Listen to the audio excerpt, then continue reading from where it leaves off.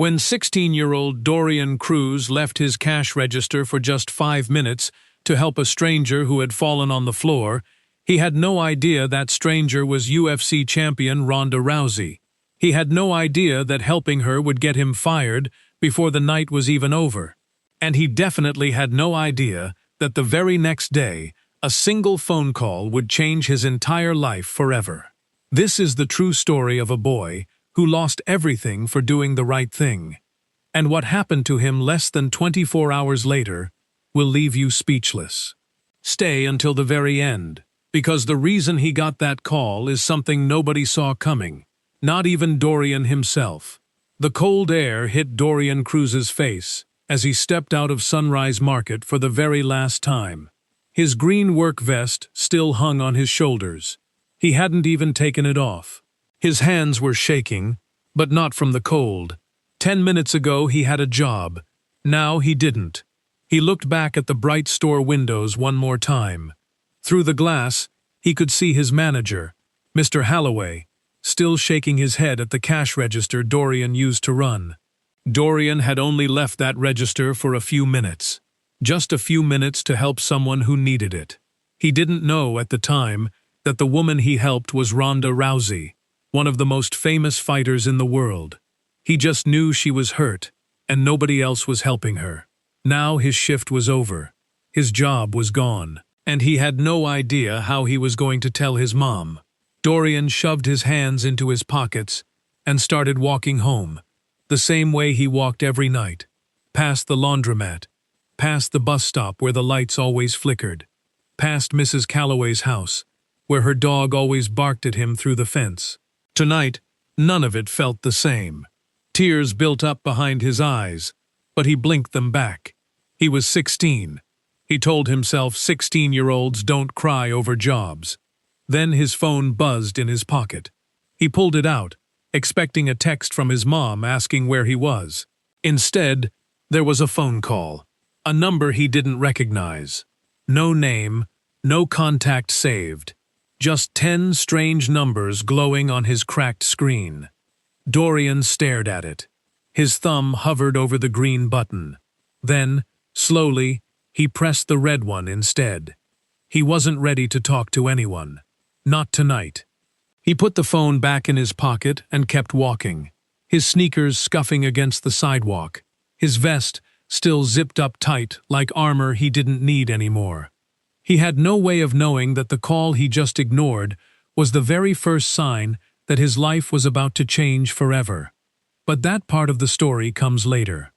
First, you need to understand who Dorian Cruz really was, and why helping a stranger mattered more to him than keeping his job. Dorian Cruz lived in a small apartment on the edge of Riverside, California, with his mom, Elena, and his little sister Mabel, who was 7 years old and missing both of her front teeth. Their apartment wasn't big. The walls were thin, and you could hear the neighbor's TV through them at night. But it was home, and Dorian loved it anyway. 6 months ago, everything had changed. Dorian's dad lost his job at the warehouse where he had worked for years. One day he had a paycheck. The next day he didn't. He started looking for new work right away, driving to different towns, filling out papers, waiting by the phone. But nothing came fast enough. Bills still showed up every month. Rent still needed to be paid. The lights still needed to stay on. So Dorian decided to help. He was only 16, but he was tall for his age, and he was a hard worker. He walked into Sunrise Market, a small grocery store 2 blocks from his apartment, and asked if they were hiring. They were.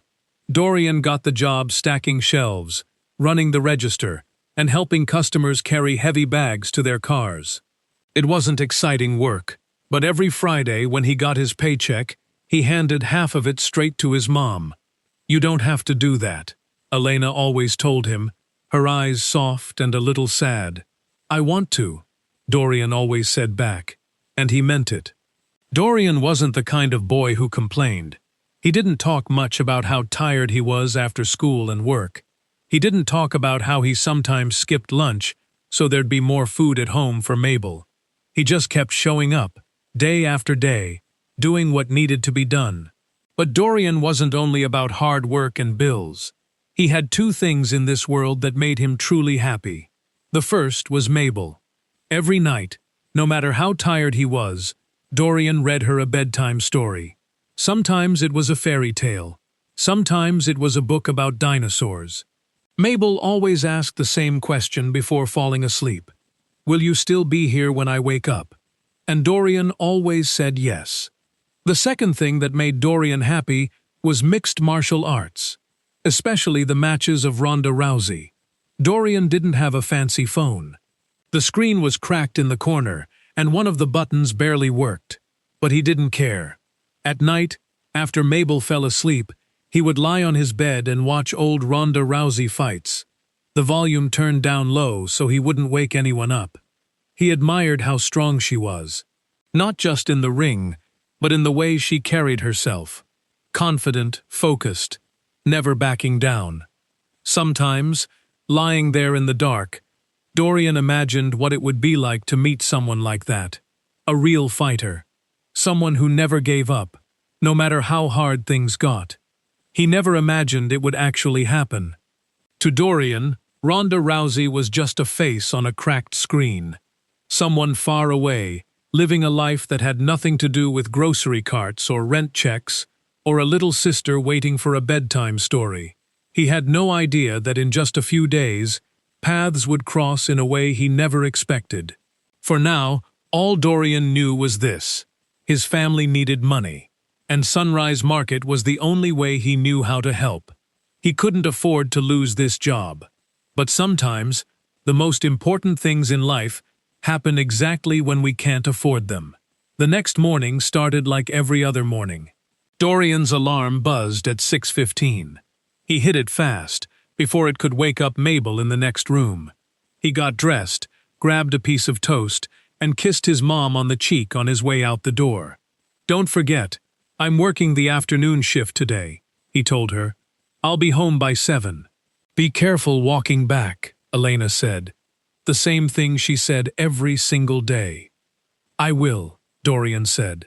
The same thing he said every single day. School passed by the way it always did. Math class, lunch with his friend Marcus, who always tried to trade his soggy sandwich for something better. A pop quiz in science that Dorian was pretty sure he failed. By the time the final bell rang, Dorian's mind was already at Sunrise Market. He liked his job more than people probably expected. There was something calming about scanning items, folding paper bags, lining up cans so all the labels faced forward. It made him feel like things were in order, even when everything else in his life felt a little messy. When he walked through the front doors that afternoon, the familiar smell of fresh bread and cold produce wrapped around him. The bell above the door gave its usual little jingle. "You're late," said a voice from behind the counter. It was Mr. Halloway, the store manager. He was in his 50s, with gray hair combed neatly to one side and glasses that always sat a little too low on his nose. He wasn't a mean man, exactly, but he was strict, very strict. "Sorry, Mr. Halloway, the bus took forever," Dorian said, even though he had walked, not taken the bus. It was easier to say that than explain he'd stopped to help Mrs. Calloway carry her trash cans to the curb. Mr. Halloway didn't look up from his clipboard. "Just get to your register. Lane 2. "Yes, sir."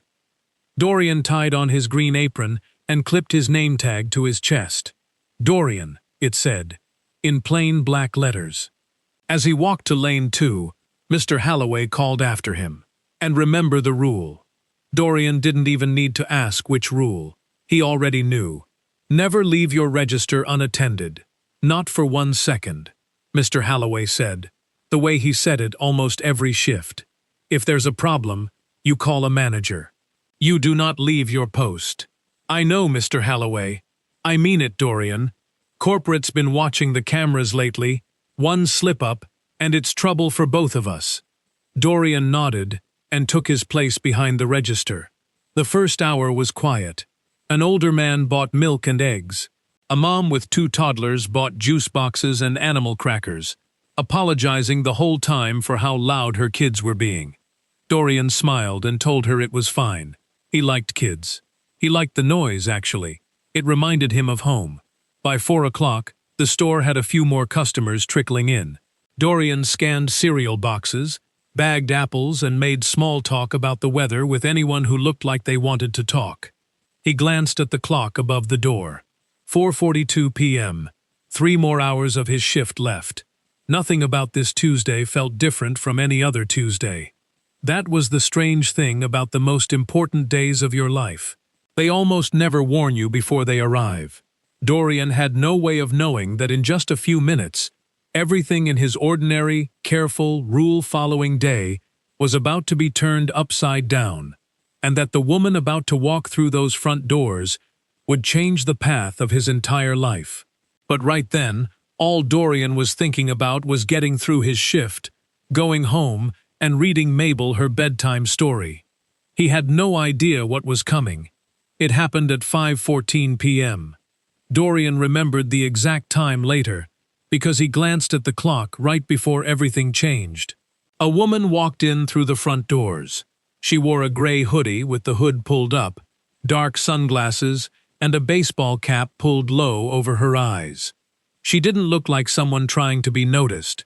She looked like someone trying very hard not to be. Dorian didn't think much of it. People came into Sunrise Market in all kinds of outfits: pajama pants, raincoats, slippers. A hoodie and sunglasses wasn't strange at all. The woman walked through the aisles slowly, picking out a few things: bottled water, a bag of almonds, a couple of bananas.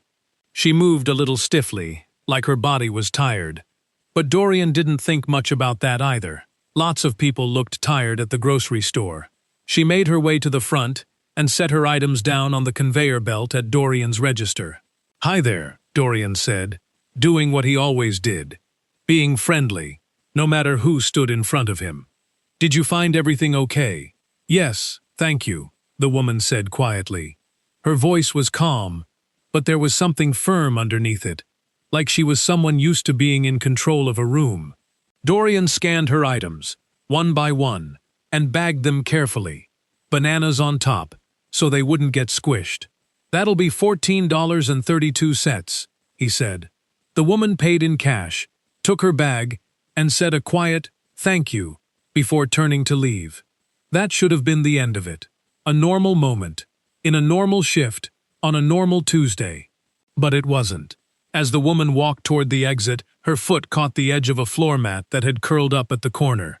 Something Dorian had noticed earlier in his shift and meant to flatten down, but never got around to. She stumbled hard, her bag of groceries flying out of her arms. Bananas rolled across the floor. The water bottles bounced and skidded toward the magazine rack, and the woman went down onto one knee with a sharp gasp of pain, grabbing at her ankle. For 1 second, the whole store seemed to freeze. An older customer near the door looked over, but didn't move. Another cashier glanced up from her register, but stayed where she was. Nobody rushed forward. Dorian's rule echoed in his head immediately. Never leave your register unattended. Not for 1 second. But right in front of him, a person was hurt on the ground, holding her ankle, her face twisted in pain. Dorian didn't think about Mr. Halloway. He didn't think about cameras or rules or his paycheck. He just moved. "Ma'am, are you okay?" he said, hurrying out from behind the register and kneeling down beside her.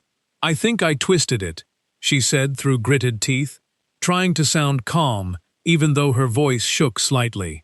"Don't try to stand yet," Dorian said gently. "Let me help you." He gathered the bananas and water bottles back into the bag first, setting them aside so nobody else would trip. Then he carefully helped her move to a nearby bench by the front windows, supporting her arm so she wouldn't put weight on the hurt ankle. "Thank you," she said, sitting down slowly. "That was clumsy of me. It wasn't your fault. That mat's been curling up all day. I should have fixed it earlier." Dorian crouched down in front of her. "Can I get you some ice? I think we have some in the back." The woman hesitated, then nodded. "That would help. Thank you." Dorian jogged toward the back room, grabbed a bag of ice from the small freezer they kept for emergencies, and wrapped it quickly in a clean towel. He had been gone from his register for almost 4 full minutes. He didn't know it yet, but somewhere behind him, a small red light on the security camera above lane 2 was recording every second of it. And he had no idea that the woman sitting on that bench, holding her ankle, sunglasses still hiding her eyes, was about to change the way he saw everything: his job, his hero, and his whole future. Dorian knelt down in front of the bench and gently pressed the ice-filled towel against the woman's ankle. "This should help with the swelling," he said. "Just hold it there for a few minutes." "Thank you," she said again, taking the towel from him and pressing it carefully against her skin. "You didn't have to do all this, you know. Most people would have just called someone else." "I couldn't just leave you there," Dorian said simply. "That wouldn't have felt right." The woman studied him for a moment from behind her dark sunglasses. Then, slowly, she reached up and pushed them onto the top of her head, and pulled off her baseball cap as well, letting her hair fall loose. Dorian's breath caught in his throat. He knew that face. He had seen it dozens of times, late at night, on the cracked screen of his phone. The same sharp eyes, the same strong jaw, the same calm confidence, even now, sitting on a bench with a hurt ankle. It was Ronda Rousey. For a second, Dorian couldn't speak. His mind raced backward through every fight he had ever watched.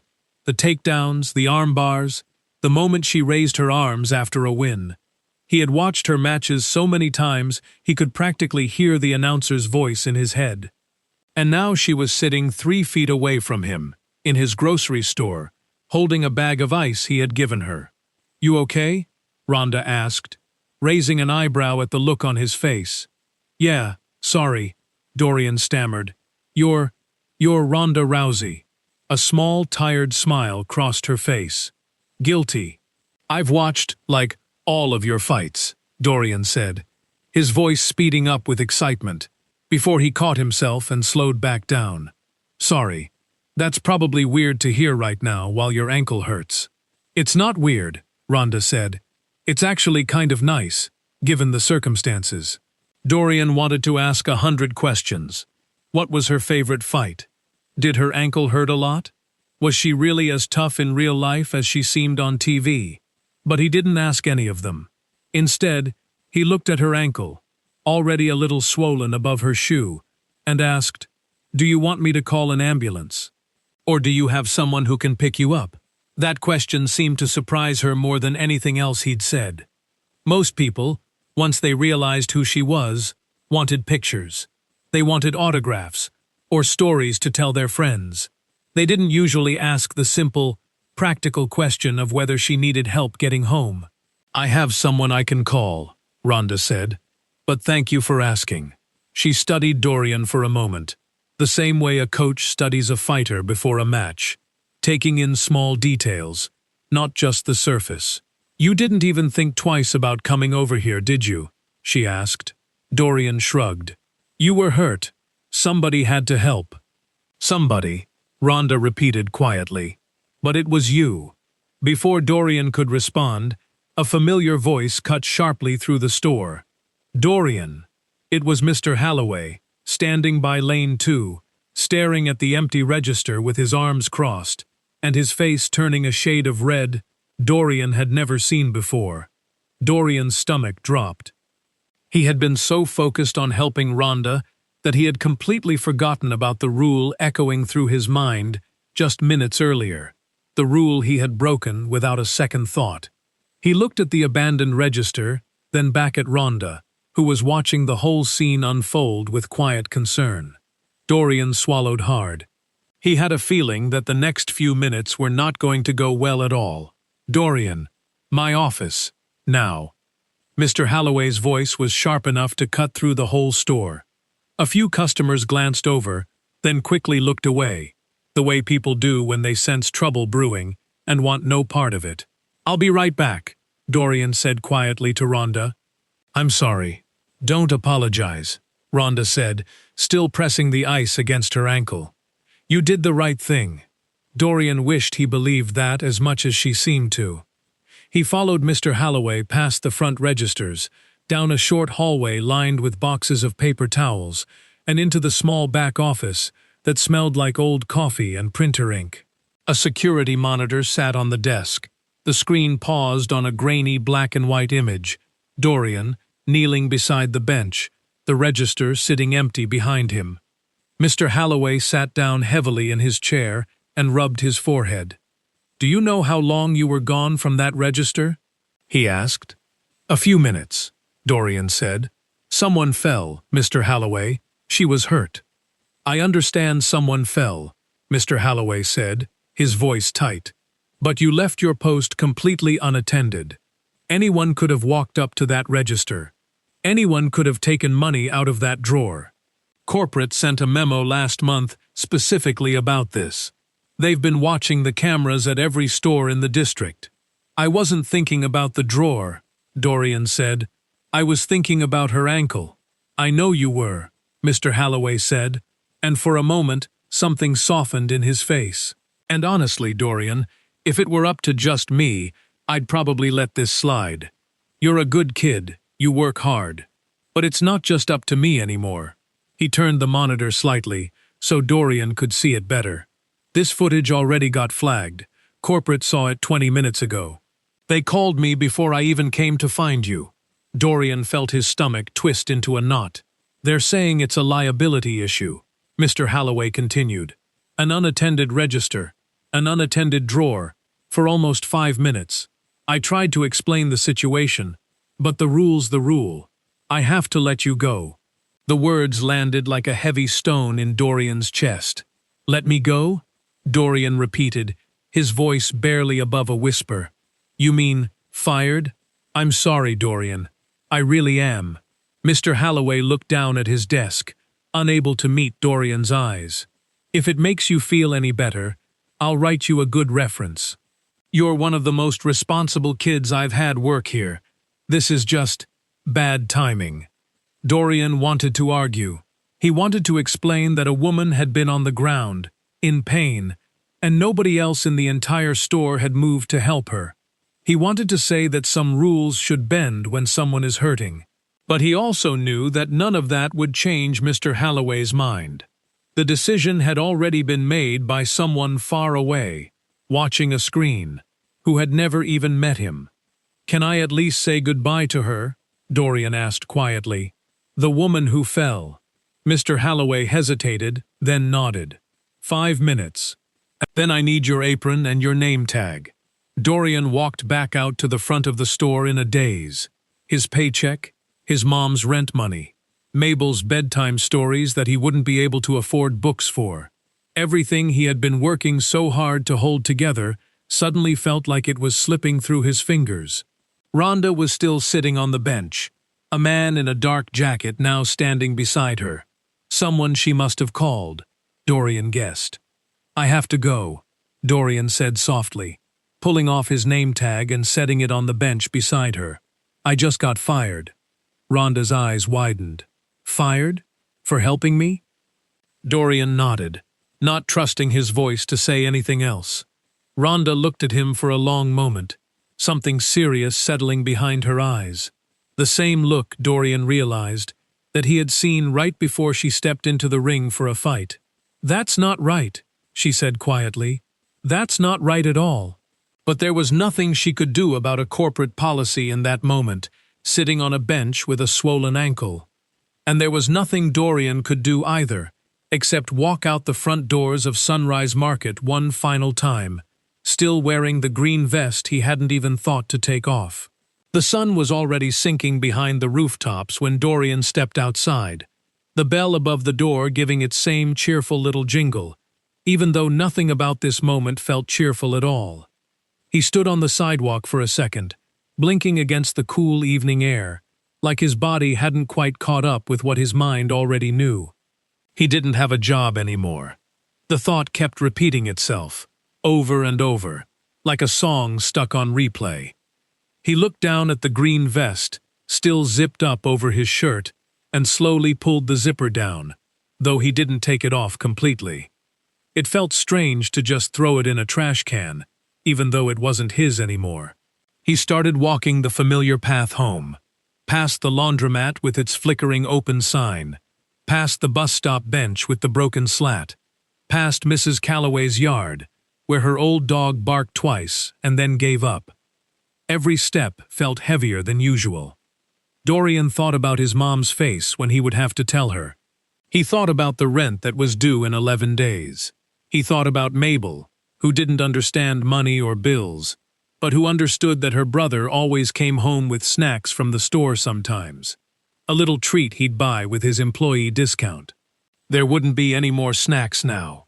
A tear slipped down his cheek before he even realized he was crying. He wiped it away quickly with the back of his hand, glancing around to make sure nobody saw, even though the street was nearly empty. He told himself he wasn't crying about the job exactly. He was crying about everything the job had meant, the steadiness of it, the way it made him feel like he was actually helping his family instead of just being one more mouth to feed. He had done the right thing back there. He knew that, somewhere deep down. Helping Ronda Rousey off the floor, getting her ice, making sure she was okay. None of that felt like a mistake. But doing the right thing had cost him everything he had been working so hard to hold together. It didn't seem fair. It didn't seem fair at all. His phone buzzed in his pocket, breaking through his thoughts. Dorian pulled it out, half expecting a text from his mom asking what was taking him so long to walk home. Instead, the screen showed an incoming call. 10 digits. No name attached. A number he had never seen before in his life. Dorian stared at it for a long moment, his thumb hovering above the screen. Part of him wondered if it might be Mr. Holloway, calling to say he'd changed his mind, that corporate had reconsidered, that Dorian could come back tomorrow like nothing had happened. But another part of him, the tired, hurting part, didn't want to talk to anyone right now. Not about the job, not about anything. He pressed the red button, sending the call to silence, and shoved the phone back into his pocket. The truth was, Dorian had no idea who had been calling, or why, or what it might have meant if he'd answered. He only knew that somewhere out there, the wheels of something much bigger than a grocery store job had already started turning, and they wouldn't stop just because he wasn't ready to answer his phone. For now, all Dorian could do was keep walking toward home, toward the hardest conversation of his week, with no idea that the worst night of his life was about to become the beginning of something he never could have imagined. Dorian stood outside his apartment door for almost a full minute before he found the courage to go inside. He could hear the muffled sound of the television through the thin walls, and somewhere underneath it, Mabel's giggle. For a second, he almost wished he could just stay frozen on the doorstep forever, in the last moment, before he had to say the words out loud. But he couldn't stay there forever. So he opened the door. "There you are," Elena called from the kitchen, wiping her hands on a dish towel. "I was starting to wonder if you walked the long way home again." Mabel came running over and wrapped her arms around Dorian's waist. "You're home! You're home! Can we read the dinosaur book again tonight?" Dorian managed a small smile and patted her head. "Of course we can. Mabel Bug." Elena studied his face, the way moms always seem to know when something is wrong, even before a single word is spoken. "Dorian," she said slowly, setting down the dish towel, "what happened?" Dorian glanced at Mabel, who was already running off toward her room to grab the dinosaur book, completely unaware that anything serious was happening. "Can we talk after Mabel goes to bed?" he asked quietly. Elena's face tightened with worry, but she nodded. Dinner that night was quiet pasta and quieter conversation. Dorian barely touched his plate. After dinner, he read Mabel her dinosaur book, doing all the silly voices he always did for the Triceratops and the Velociraptor, even though his heart wasn't in it the way it usually was. "Will you still be here when I wake up?" Mabel asked, the same question she always asked before falling asleep. "Always," Dorian whispered, kissing her forehead. Once her bedroom door was closed and the apartment was quiet, Dorian sat down across from his mom at the small kitchen table. "I got fired today," he said simply. because there wasn't really any easy way to say it. Elena's face went pale.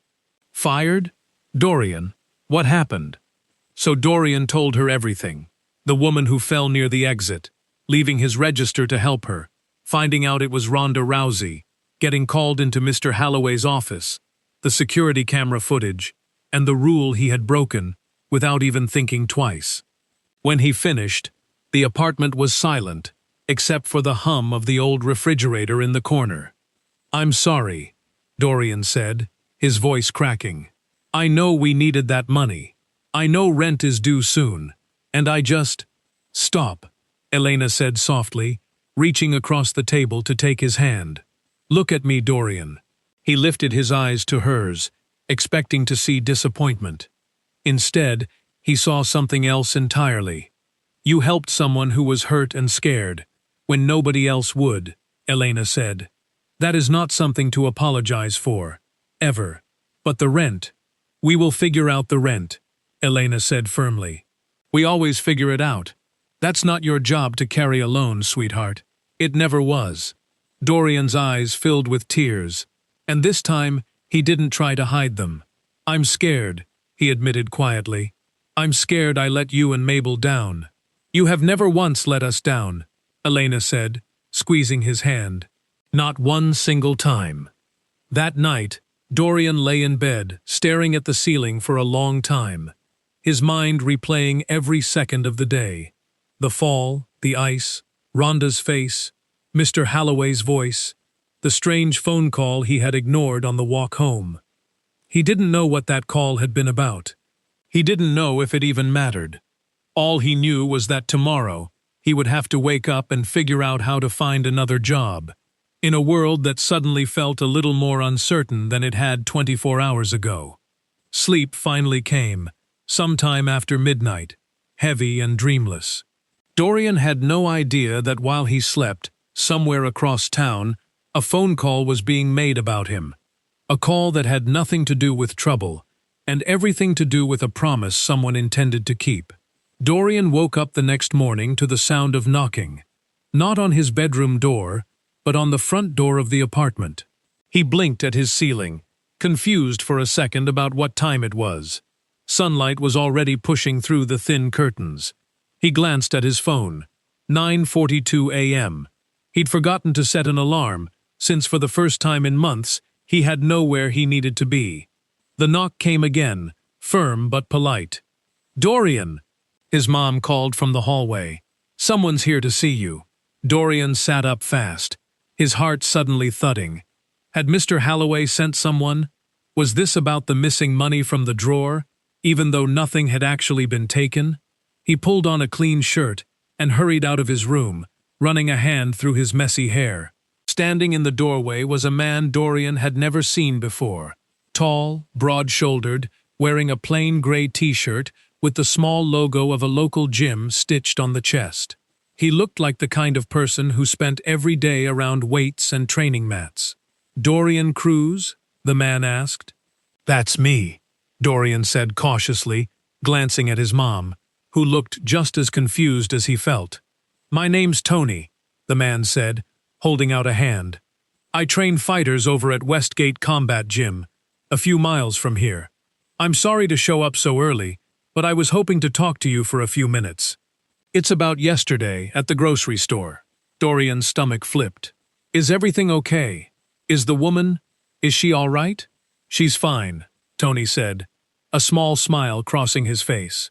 "Her ankle's just sprained, nothing broken. But she hasn't stopped talking about you since it happened." "Me?"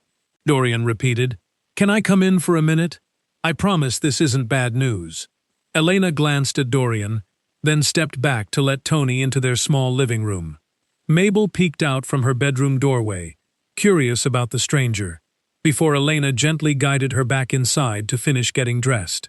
Tony sat down on the edge of the worn couch, and Dorian sat across from him, his heart still pounding with a mixture of confusion and nervousness. "I'll be honest with you," Tony said. "I tried calling you last night. Twice, actually. I figured you might not pick up a number you didn't recognize, so I decided it'd be better to just come by in person this morning." "So that's who had been calling." Dorian felt a strange mix of relief and embarrassment wash over him. All that worry the night before, walking home in the dark, wondering who was trying to reach him, and it had just been someone trying to do something good. "I'm sorry I didn't answer," Dorian said. "It was kind of a rough night." "I figured as much, after hearing what happened," Tony said. "Losing your job over something like that. That's not right. A lot of people wouldn't have done what you did yesterday. Most folks would have stayed behind that register and let someone else handle it." Dorian shrugged, a little uncomfortable with the praise. She was hurt. "I couldn't just stand there." "That's exactly the kind of thing that stuck with her," Tony said. "She talked about it the whole ride, to make sure her ankle got looked at. Said you didn't even act starstruck until after you already helped her." "I tried to play it cool," Dorian admitted, and for the first time since the day before, a small smile tugged at the corner of his mouth. Tony chuckled. "Well, it worked, apparently." He leaned forward slightly, his expression turning more serious.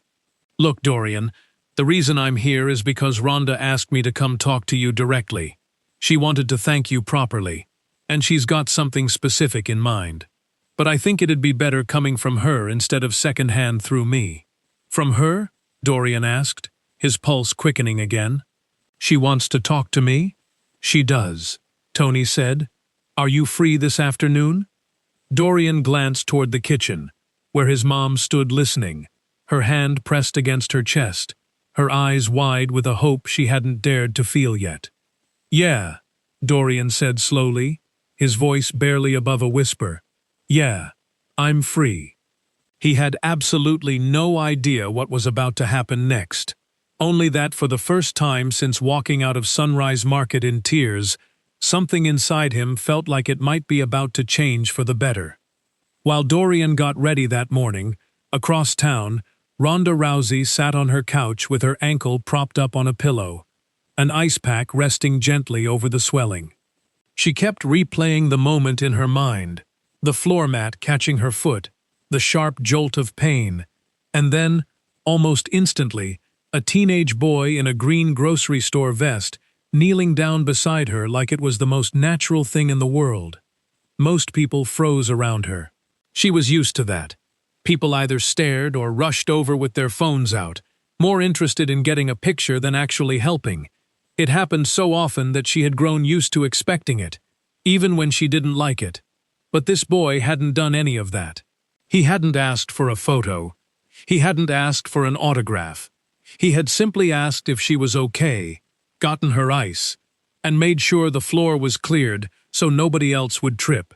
He had treated her like a person who was hurt, not like a celebrity who happened to be hurt. It wasn't until after all of that, sitting safely on the bench, that he had even realized who she was. Ronda found herself smiling at the memory, despite the dull ache still throbbing in her ankle. Then her smile faded as she remembered what happened next. He got fired for it. She had seen plenty of tough moments in her life. Hard losses, harder training sessions, moments where everything seemed to fall apart at once. But something about watching that kid hand over his name tag, his shoulders slumped, his eyes glassy with tears he was clearly trying not to let fall, had stuck with her in a way she didn't expect. He didn't do anything wrong, she thought. He did something right, and it cost him everything. That thought had followed her all the way home the night before, through the painkillers and the ice and the restless hours when her ankle throbbed too much to sleep. By morning, she had made up her mind about something. "You're sure about this?" Tony had asked her on the phone earlier, before heading out to find Dorian's address. "It's a pretty big ask, putting your name behind a total stranger like that." "He's not a stranger to me," Ronda had said, "not after yesterday." She thought about her own path, how many people had given her chances along the way, coaches who saw something in her before she saw it in herself, people who opened doors that she walked through and never looked back. She hadn't gotten anywhere in life completely alone, no matter how tough she might have looked stepping into the ring. Maybe it was time to open a door for someone else. Ronda glanced at the small notepad on her coffee table, where she had scribbled some thoughts the night before. Ideas about training programs, about the gyms she trusted, about people she knew who were always looking for hard-working young talent, willing to learn from the ground up. Dorian hadn't mentioned anything about wanting to be a fighter. For all she knew, that wasn't even something he was interested in. But he had mentioned, almost shyly, that he loved watching fights, that he respected discipline and hard work. And more importantly, he had shown her, without even realizing it, exactly the kind of character that mattered most in any gym, in any sport, in any walk of life. Selflessness, quick thinking under pressure, putting someone else's well-being above his own comfort. Those weren't things you could teach. Those were things you either had or you didn't. And Dorian clearly had them. Ronda picked up her phone and sent a short message to Tony. "Bring him by this afternoon. I want to talk to him myself." She set the phone down and looked out her window, thinking about the surprised, grateful look that might cross his face once he understood what she had in mind.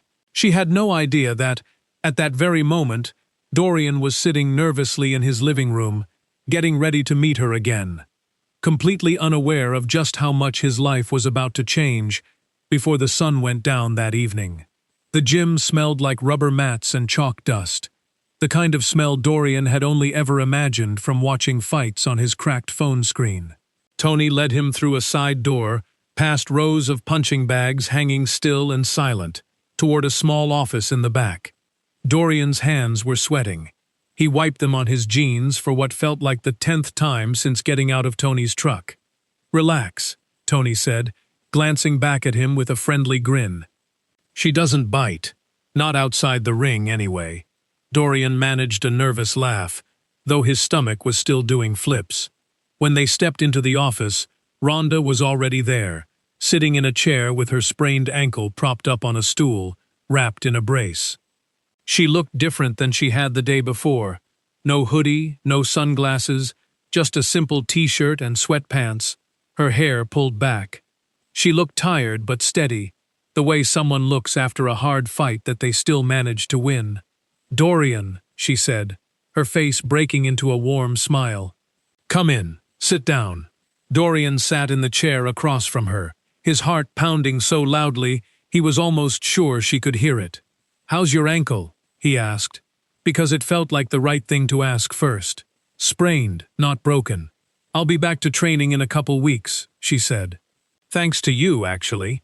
If you hadn't gotten that ice on it so fast, the swelling would have been a lot worse." "I'm glad I could help," Dorian said quietly, "even if it cost me my job." Ronda's expression turned serious. "That's exactly what I wanted to talk to you about." She leaned forward slightly. "What you did yesterday, leaving your register, helping a total stranger you didn't even know was hurt, that's not something everybody does. Most people look the other way. They worry about getting in trouble, or they just don't want to get involved." "I couldn't just watch someone lying on the ground," Dorian said, shrugging. "That didn't feel right." "That's exactly my point," Ronda said. "You did the right thing without even thinking twice, even though it ended up costing you something important. That kind of character, that's rare, Dorian, and it's exactly the kind of thing I look for in people I choose to work with." Dorian blinked, confused. "Work with?" Ronda glanced at Tony, who gave a small nod, before she continued. "I talked to some people I trust this morning," she said. "Tony here runs one of the best training programs in this area, for young athletes who are serious about working hard and learning the right way. I want to set you up with a paid apprenticeship here at Westgate. Training, conditioning work, helping out around the gym, learning from people who know what they're doing. It's a real opportunity, not just a favor." Dorian sat frozen for a moment, sure he had misheard her. "A job?" he asked slowly. "Here? With fighters? With fighters, coaches, and a paycheck that's actually fair for the work," Ronda said. "And it doesn't stop there." She reached into a folder on the desk beside her and slid a piece of paper toward him. "I also want to help your family directly," she said. "Consider it a thank you, not charity. Covering your rent for the next few months while you get settled into this new opportunity, so your mom isn't carrying that weight alone while you're starting something new."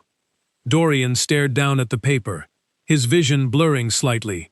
As his eyes filled with tears, he didn't bother hiding this time.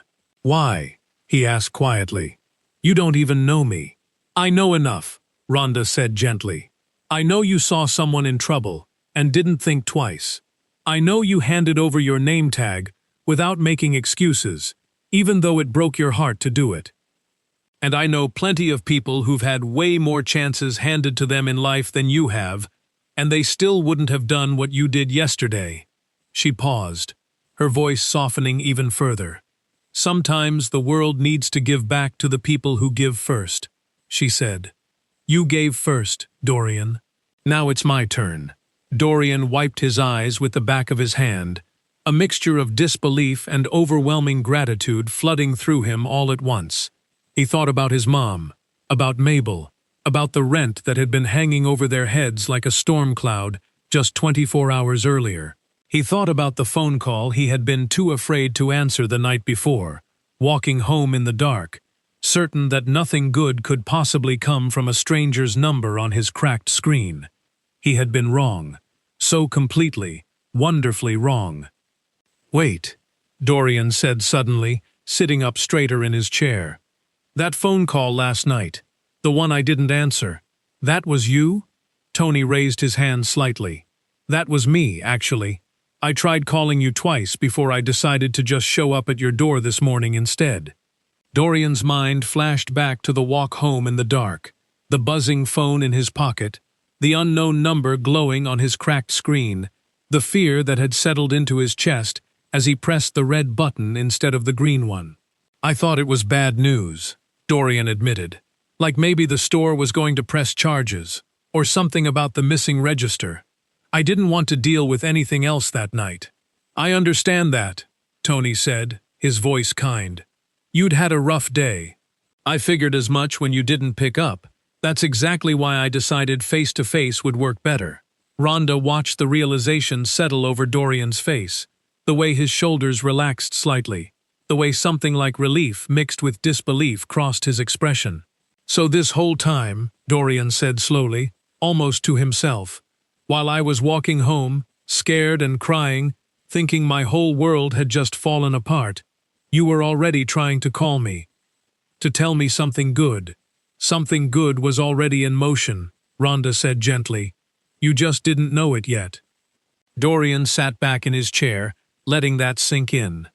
It was a strange, almost dizzying feeling, realizing that during the very worst moment of his week, while he felt completely alone and certain that everything was falling apart, help had already been on its way. He just hadn't known it. He'd been too scared, too hurt, too overwhelmed to imagine that the unknown number buzzing in his pocket could be anything other than more bad news. But it hadn't been bad news at all. It had been the very beginning of everything good that was happening to him right now, sitting in this gym office, looking at a piece of paper that promised to change his family's life. "I'm sorry I didn't answer," Dorian said again, this time with a small, disbelieving laugh escaping him. "Don't be sorry," Tony said, smiling. "Most people would have done the exact same thing. You didn't know what was waiting on the other end." Ronda leaned forward slightly, her expression turning thoughtful. "You know, that's kind of how life works sometimes. The thing you're most afraid of answering might actually be the very thing that's about to save you. You just have to give it a chance to ring through." Dorian looked down at the paper on the desk in front of him, the apprenticeship details, the offer of help for his family, everything laid out in careful, official-looking print. 24 hours ago, he had been crying on the sidewalk, certain his life had just gotten harder. Now he understood that the very same night, while he walked home in the dark afraid to answer his phone, the path towards something better had already begun. "Thank you," Dorian said, looking up at Ronda, his voice thick with emotion. "Really, thank you so much." "Don't thank me yet," Ronda said, a small smile playing at the corner of her mouth. "Wait until after your first week of training. You might change your mind about thanking me." Dorian laughed, a real laugh this time, the heaviness of the last day finally beginning to lift off his shoulders. He couldn't wait to get home and tell his mom and Mabel everything that had just happened. He had no idea their reaction would be just as emotional as his own. Dorian practically ran the last block home, the folder of papers clutched tightly against his chest, like he was afraid the wind might somehow snatch it away. He burst through the front door, out of breath, and found his mom standing at the kitchen counter, chopping vegetables for dinner. Mabel sat at the table nearby, coloring a picture of a dinosaur with a bright purple crayon. "Mom," Dorian said, gasping for air. "Mom, you're not going to believe this."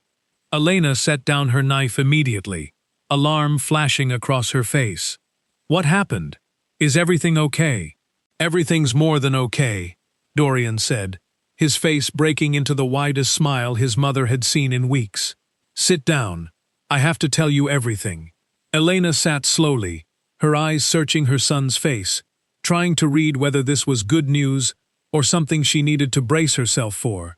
Dorian set the folder on the table and began talking, the words tumbling out faster than he could fully organize them. Tony showing up at the door that morning, the gym, sitting across from Ronda Rousey herself, the apprenticeship, the training, the paycheck, and finally, the part that made his mother's hand fly up to cover her mouth. "She wants to help with rent," Dorian said, "for a few months, while I get settled.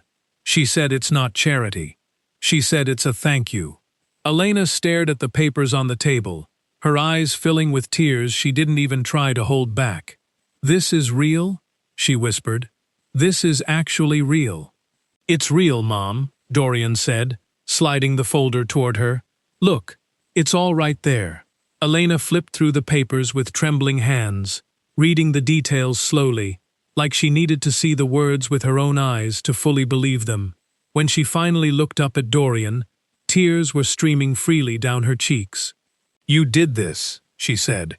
"You did this by being kind to a stranger who needed help." "I didn't do it for a reward," Dorian said quietly.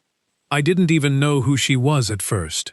"I know," Elena said, reaching across the table to take both of his hands in hers. "That's exactly why this matters so much. You weren't kind because you thought something good would come from it. You were just kind. And something good came from it anyway." Mabel, who had been quietly listening from her spot at the table, finally spoke up, her purple crayon still clutched in her small fist. "Does this mean we're not going to lose our home?" she asked, her voice small and worried in a way that broke Dorian's heart all over again. He hadn't realized she understood that much about what had been happening with the family's money. "We were never going to lose our home, Mabel Bug," Dorian said softly, scooping her up into a hug. "But yes, this means things are going to be okay. Better than okay, actually."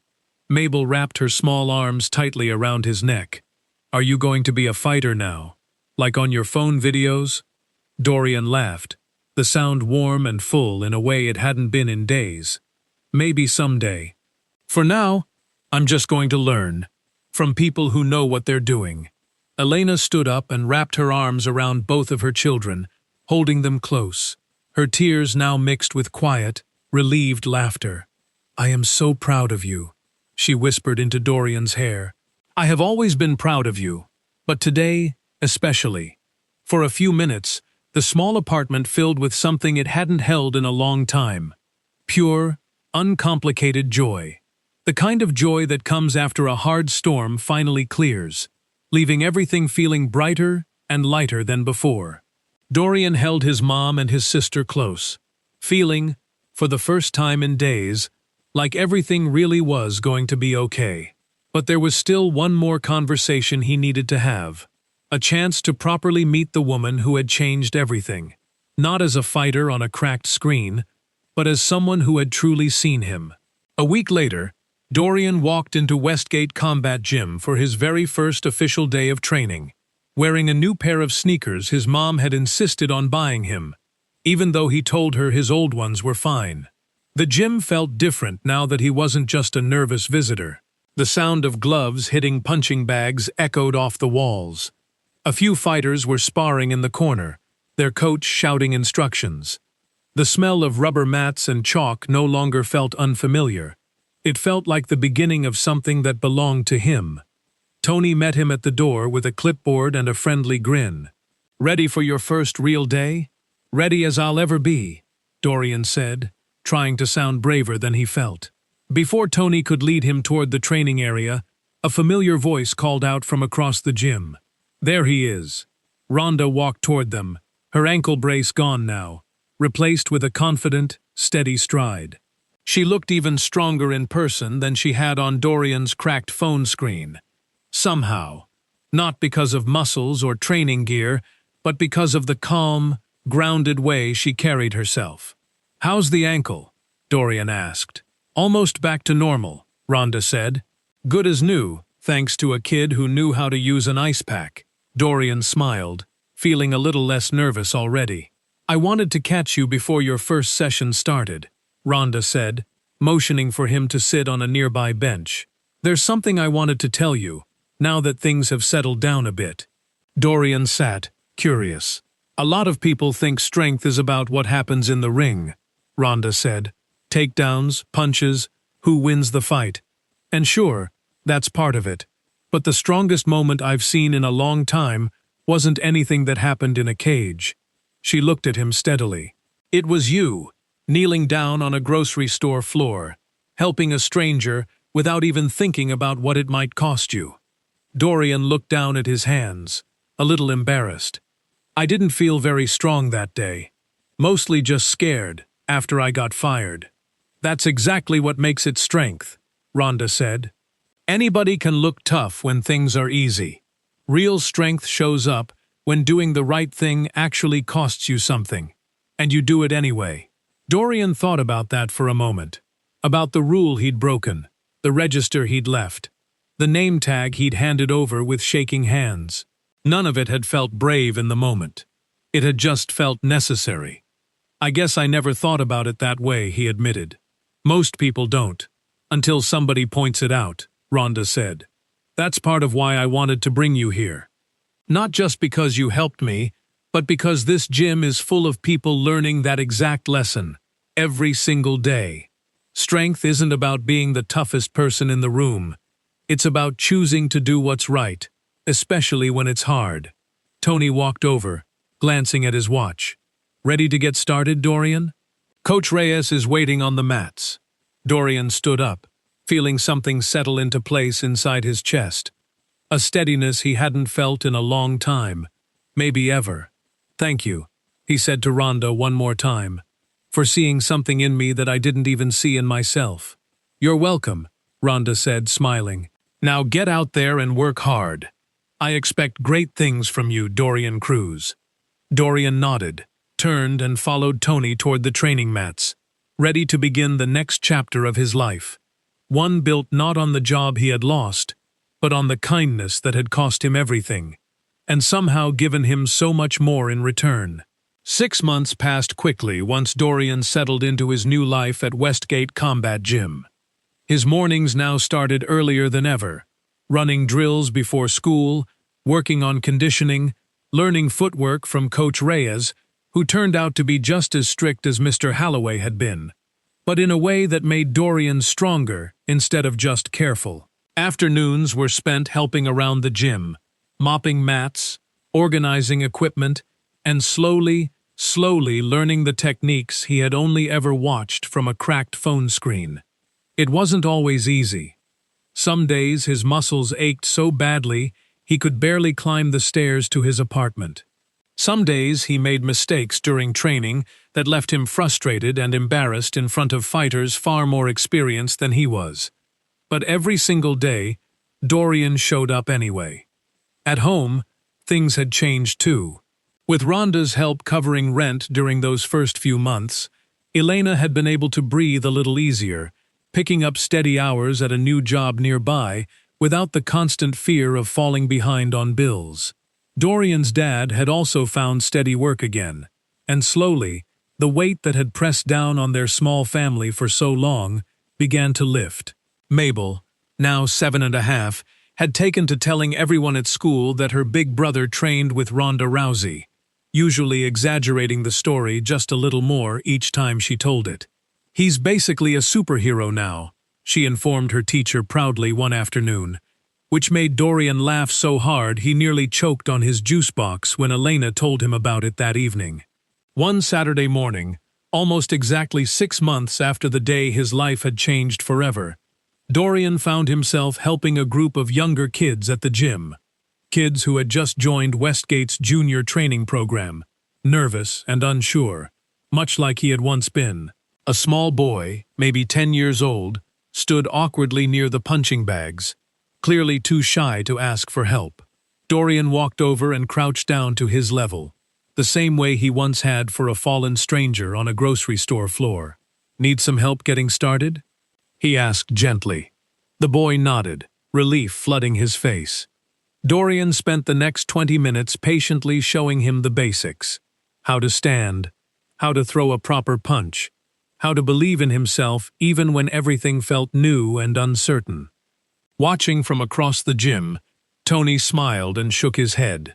"Look at that," he said to Ronda, who had stopped by for a visit, her ankle fully healed now, training harder than ever. 6 months ago, he was the new kid nobody knew anything about. Now look at him.